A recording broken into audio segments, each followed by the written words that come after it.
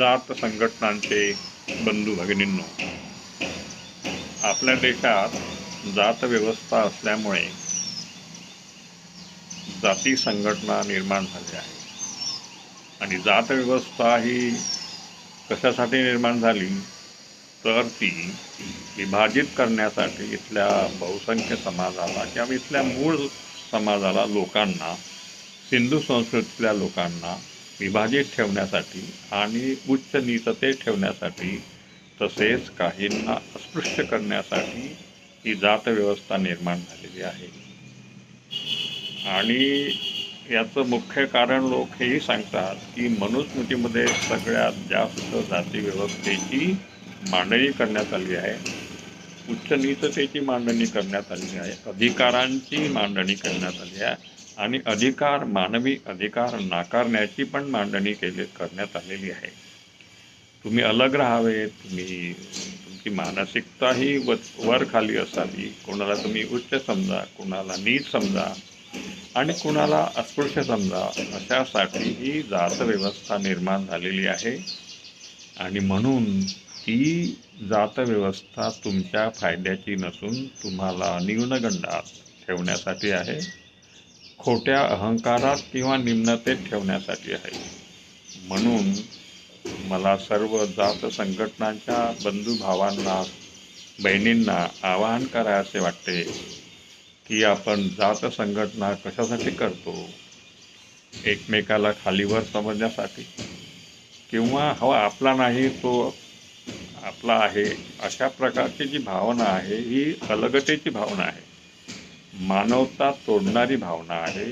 एक मानव नको, सगळे अलग अलग राहावे, उच्च नीचतेत राहावे, खालीवर राहावे, ही जी मानसिकता आहे ही या देशातील आर्यांनी, भटांनी निर्माण केलेली आहे.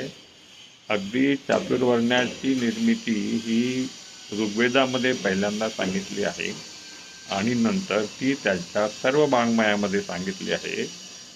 ते मग मनुस्मृती असो, अनेक स्मृत्या असो, पुराणे असो, भागवत, रामायण असो किंवा गीता असो, या सगळ्यांमध्ये चातुर्वर्ण्याला धर्म म्हटलं आहे. खरं म्हणजे उच्च नीचतेला धर्म म्हणणं म्हणजे अधर्माला धर्म म्हणण्यासारखे आहे. म्हणून आपण जाती संघटना कराव्या का?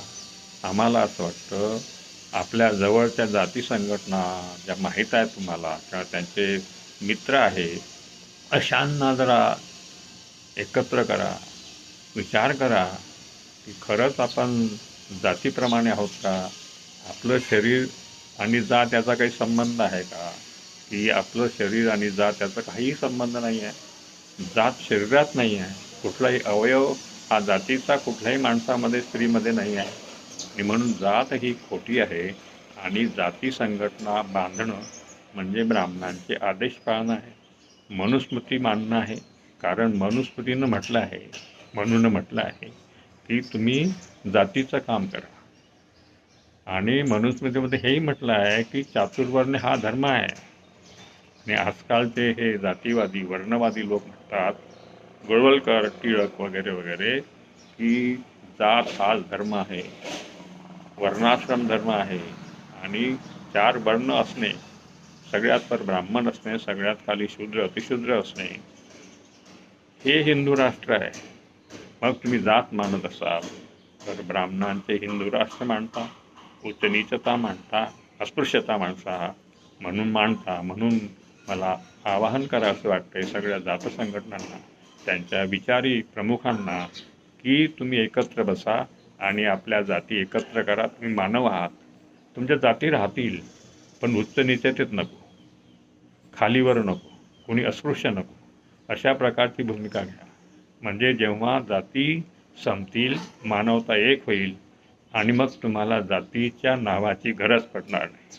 आज आपण आरक्षण जातीमुळे मिळतं असं म्हणतो, ते आरक्षण ब्राह्मणांनी तुम्हाला दिलेलं आहे किंवा मान्य केलेलं आहे संविधानाचं, परंतु ते सुद्धा तुम्हाला खाली ठेवण्यासाठी आहे.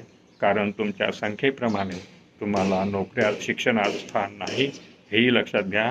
आणि म्हणजे जाती व्यवस्थेचा आणि जाती संघटनांचा विचार करा. जाती संघटना ह्या तुम्हाला खालीवर ठेवण्यासाठी आहे, तुम्हाला विभाजित ठेवण्यासाठी आहे, तुम्हाला मानव म्हणून एक व्हा अशासाठी नाही, हे लक्षात घ्या. धन्यवाद.